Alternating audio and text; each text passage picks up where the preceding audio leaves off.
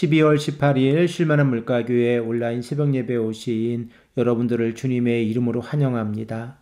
오늘 우리들은 이사야서 60장 11절에서 14절의 말씀을 근거해서 하나님의 긍휼은 어떻게 이루어집니까? 라는 제목을 가지고 함께 하나님의 말씀을 생각해 보겠습니다. 하나님께서는 분명하게 이스라엘 백성들에게 노하셨고 그 이유로 그들을 치셨다고 말씀하고 계십니다. 그러나 하나님의 긍휼하심은 이스라엘 백성들에게 은혜로 다가오고 있습니다. 우리가 생각을 해본 것처럼 하나님의 긍휼하심을 인간이 이해할 수 있는 가장 중요한 이미지는 어머니의 자궁 안에 있는 태아의 모습입니다.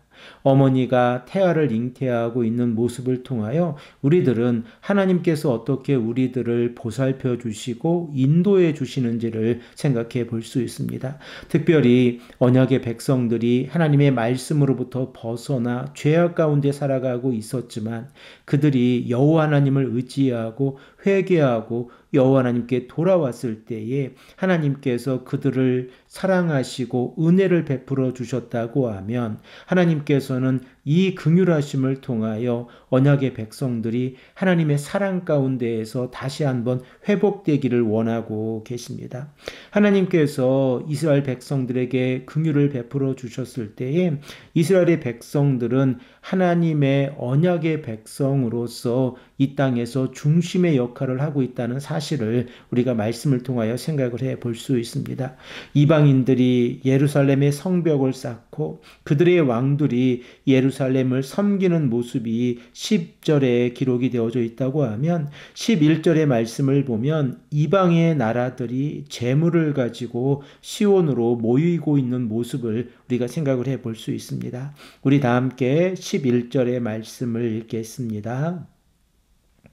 내 성문이 항상 열려 주야로 닫히지 아니하리니 이는 사람들이 내게로 이방 나라들의 재물을 가져오며 그들의 왕들을 포로로 이끌어 옴이라.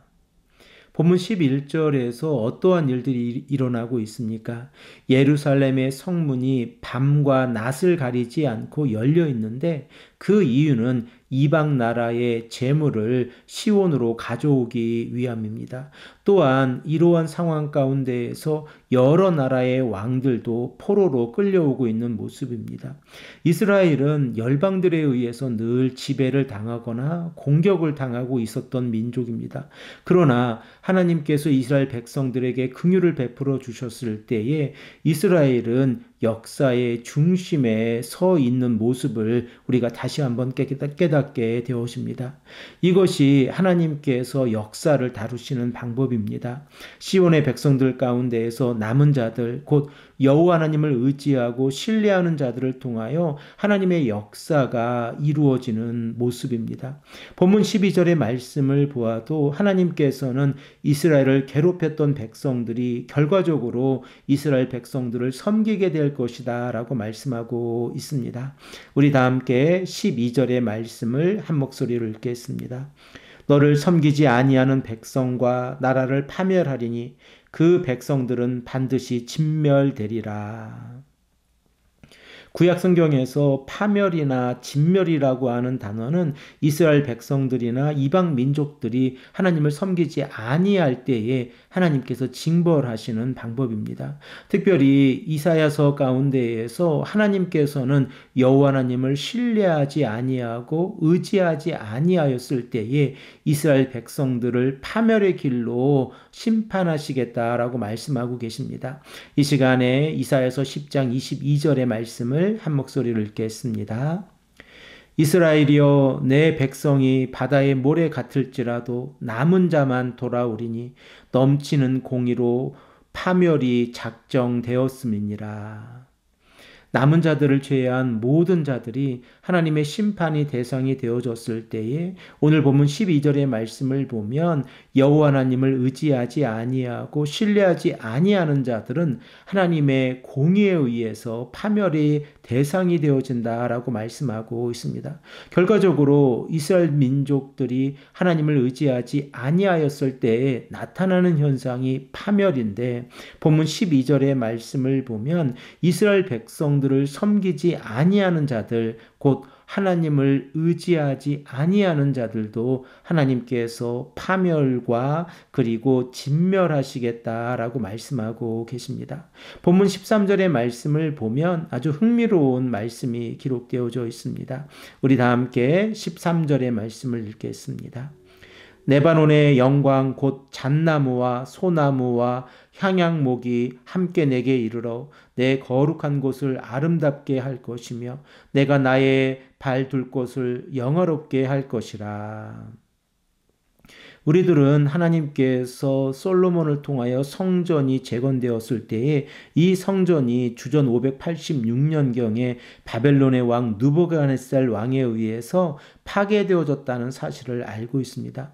그런데 본문 13절의 말씀을 보면 이 성전이 다시 재건되어질 것인데 솔로몬이 성전을 건축하면서 사용했던 레바논의 영광 곧 잣나무와 소나무와 향양목이 다시 사용이 되어져서 하나님의 거룩한 장소가 회복되어지는 모습을 우리에게 말씀하고 있습니다.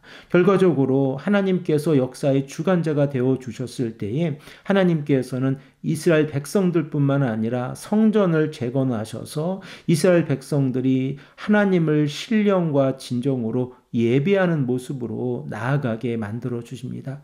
이 모습이 하나님께서 긍휼 가운데에서 은혜를 베풀어 주시는 모습입니다. 그러므로 오늘 본문 14절의 말씀을 보면 하나님께서는 시온의 백성들을 괴롭혔던 자손들이 남은 자들에게 나와 하나님을 인정하는 모습을 우리에게 말씀하고 있습니다. 우리 다 함께 14절의 말씀을 한 목소리로 읽겠습니다. 너를 괴롭히던 자의 자손이 몸을 굽혀 내게 나아오며 너를 멸시하던 모든 자가 내 발 아래에 엎드려 너를 일컬어 여호와의 성읍이라 이스라엘의 거룩한 이의 시온이라 하리라. 사랑하는 성도 여러분, 지금 이렇게 이스라엘 백성들이 회복되는 이유가 무엇입니까? 바로 하나님께서 이스라엘 백성들에게 긍휼을 베풀어 주시고 그들에게 은혜를 허락해 주셨기 때문에 그렇습니다. 우리가 하나님 앞에서 은혜를 받는 모습도 동일하지 않습니까? 이 땅을 살아가는 모든 자들이 은혜를 받는 것이 아니라 하나님의 말씀에 순종하고 그 말씀대로 살아가는 자들만 은혜를 받을 수 있습니다. 또한 우리가 이 아침에 간절히 기도하고 있는 것처럼 말씀에 순종하고 하나님께서 역사의 주관자가 되신다는 사실을 인정하며 나아가는 자들, 곧 남은 자들만 하나님의 은혜 가운데에서 살아갈 수 있다는 사실을 다시 한번 고백하게 되었습니다. 사랑하는 성도 여러분, 이 아침에 우리가 간절히 기도할 때에 하나님의 은혜를 간구하기를 소망합니다.